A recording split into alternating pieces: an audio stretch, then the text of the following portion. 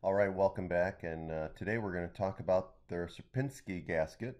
Okay, another well-known and extensively studied fractal is the Sierpinski gasket, named after the Polish mathematician Wacław Sierpinski, or Vaclav, or no, Vaclav, um, I believe is the way you pronounce it. Not sure.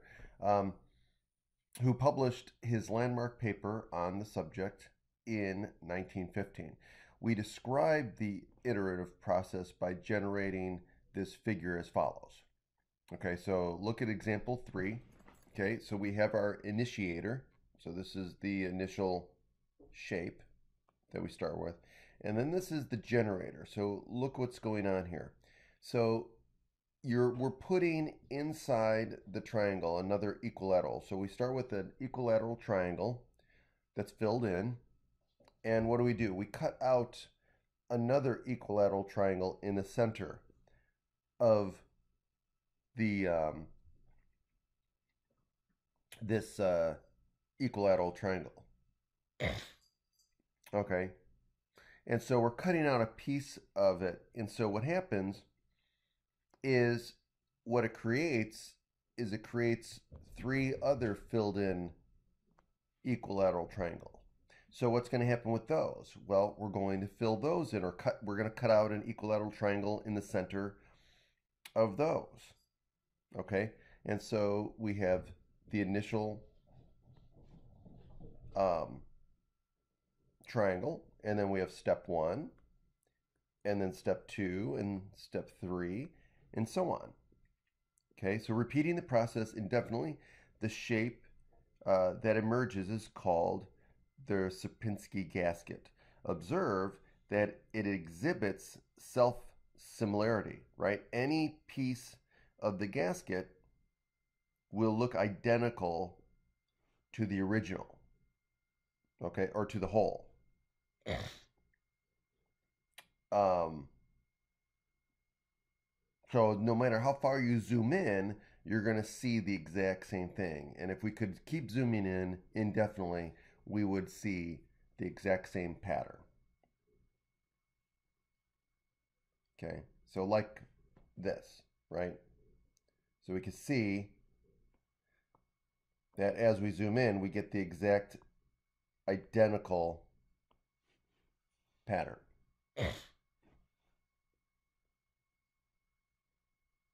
Okay, so the Sierpinski gasket is what we call perfectly self-similar. So we can deduce another basic, some other basic properties of the Sierpinski gasket using the general rule, which is given by the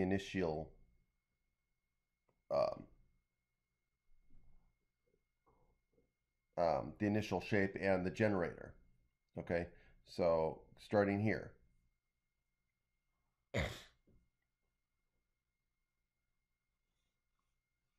Okay, so first we can see that the shaded area will decrease with every iteration, right? Because you're basically, in a sense, like I said, you're cutting out the middle, right? So you're losing less, you're losing more of the shaded region. Every time you cut out the center, you're removing that shade, right? Part of that shade. So more precisely, at each step, we're removing one of the four congruent triangles, right? Because we can, this triangle here, right, the shaded in triangle, when we cut out, we're cutting out one of the four, right? Because you could have had four black triangles, right? So you could have had, you could picture four triangles, right? Making up the whole. 1, 2, 3, 4, right? So you're cutting out one of them. So in other words, you're losing 1/4 of the shaded region every single time of the area, right? So when we look at this, at each step, the shaded area is going to be 3/4 of the shaded area in the previous step. So again, this can be stated more precisely. If we let A sub n represent the shaded region of the figure in step n, where n equals 0 corresponds to the starting triangle, then we have the following, right?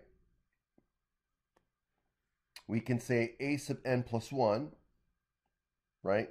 So the area of the next step is going to be 3/4 of the area of the current step, okay? Or the area of the current step is 3/4 the area of the previous step. And so to better understand how the area is decreasing, let's assume that the starting triangle has an area of 4 square inches. Okay, so let's make a table. And so if we make the table, then we look at this and we see that as the number of iterations increases, obviously, and again, intuitively, you may have already seen this, that the area is decreasing, right? So it's going towards 0, right? So the shaded region is getting smaller and smaller and smaller, okay? So we see that after 100 steps, the shaded area is about 13 trillionths of an inch, of a square inch. And this area will continue to decrease, getting ever closer to 0. In other words, the completed Sierpinski gasket has a 0 area, which is mind-boggling to think about. Okay.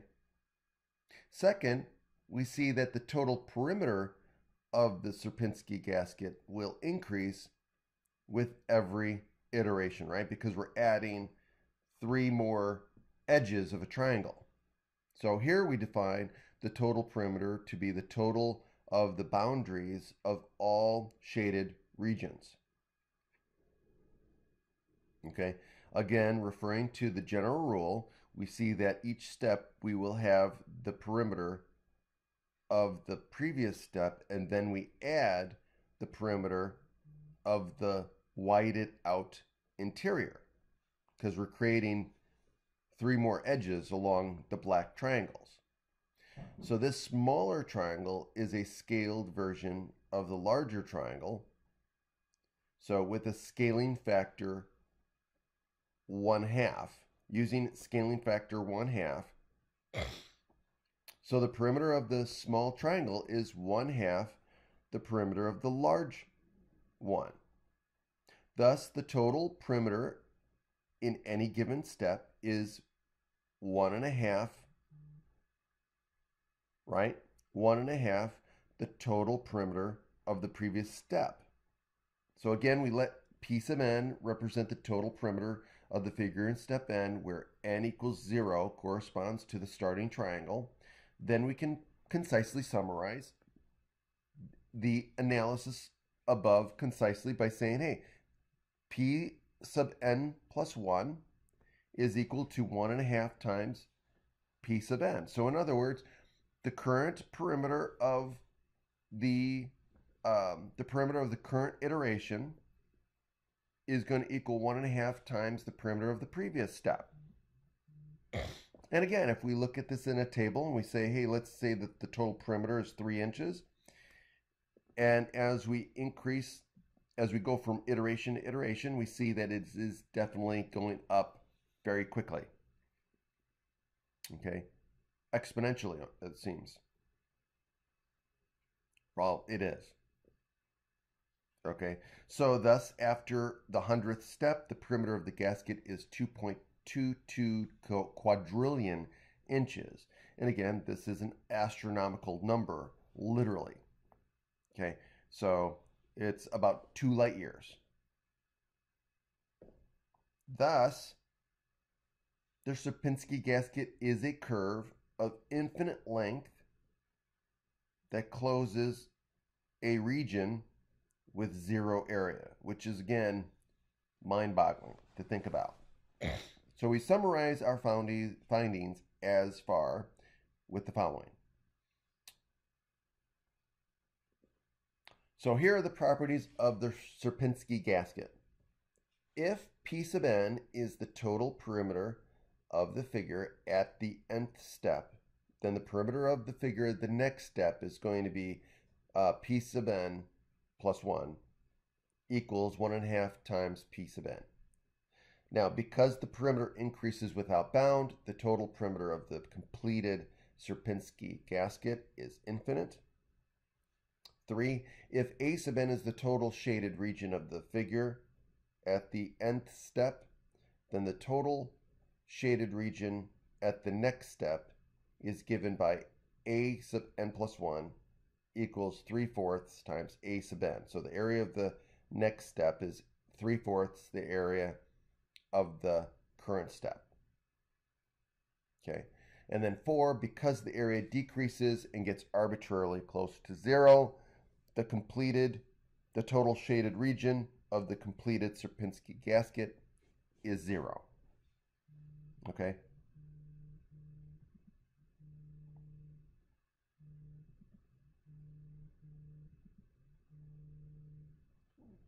Okay, so let's take a look at this triad. So again, we suppose that the starting equilateral triangle of the Sierpinski gasket has a perimeter of 6 inches and an area of 3.446 inches. Okay, so we're going to use these numbers.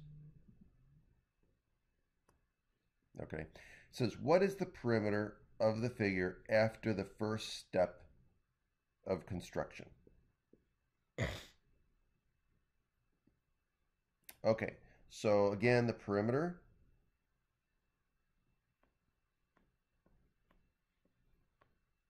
okay. So the perimeter P1 is going to equal 1.5 times the perimeter. So it's going to be 1.5 times 6, which is equal to 9. So it'll be 9 inches, right? B, what is the perimeter of the figure after the third step? Okay, so P sub 2 is going to be 1.5 times 9, so that's going to be 9 plus 4.5, so that's going to be 13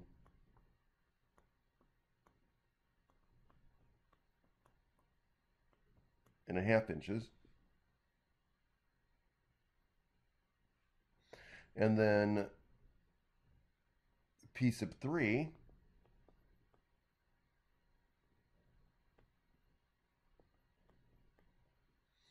is going to equal 1.5 times P sub 2. So that's going to be what? That's going to be 13 and a half plus 6.75.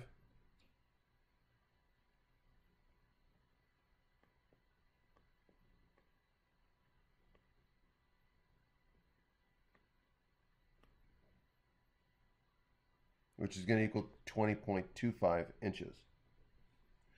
Okay, now, and then C, what is the perimeter of the completed Sierpinski gasket? We know that that is going to be infinite, right? And then D, what is the area of the gasket after the first step? So the area, again, area 1 is going to be 3/4, right?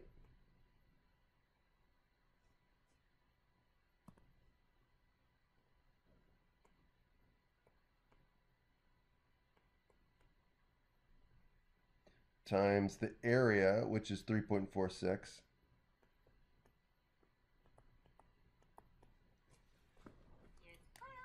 Okay, so if we do, let's see, let's do 3/4 of 3.46. We get 2.595.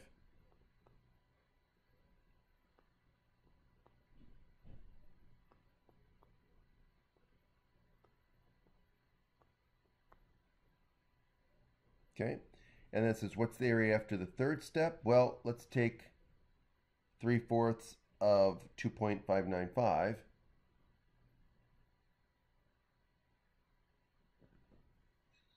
So A2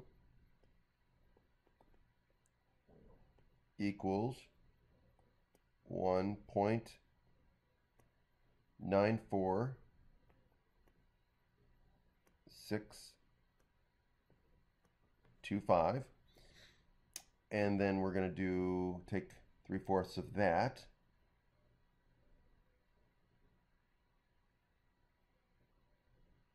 and then so our answer for E, so A3 is going to be 1.4596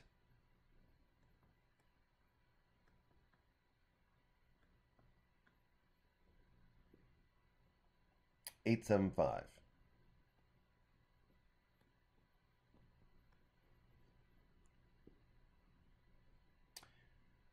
And of course, the area of the completed Sierpinski gasket is going to be 0. All right. So the Sierpinski gasket has some interesting applications. For example, a partially constructed gasket is used in the design of antennas for cell phone towers, called fractal antennas. Because the figure has very little area, it is low profile, less susceptible to damage from the elements. And the large perimeter allows for large bandwidth. Moreover, a variation on the Sierpinski gasket can be used in computer modeling of natural phenomena. So let's look at example 4 here.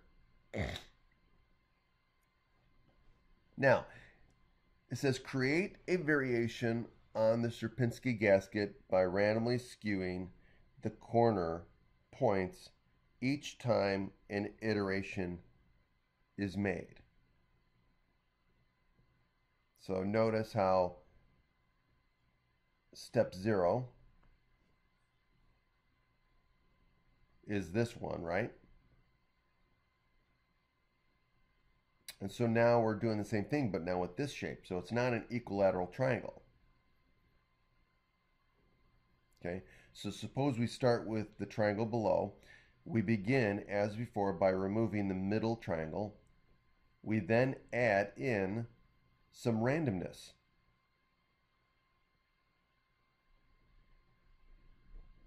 So notice we start getting interesting shapes.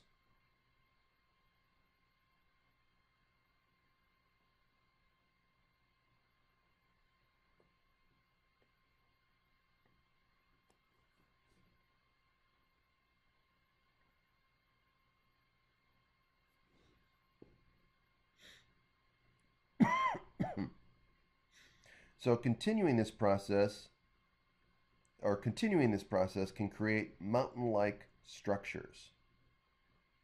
The landscape to the right was created using fractals, then colored and textured. That looks cool. And I can see this being used for, let's say, something like CGI in movies. I don't know. It's interesting to think about. Okay, we'll stop there, and we'll pick it up with 6.4 in the next video.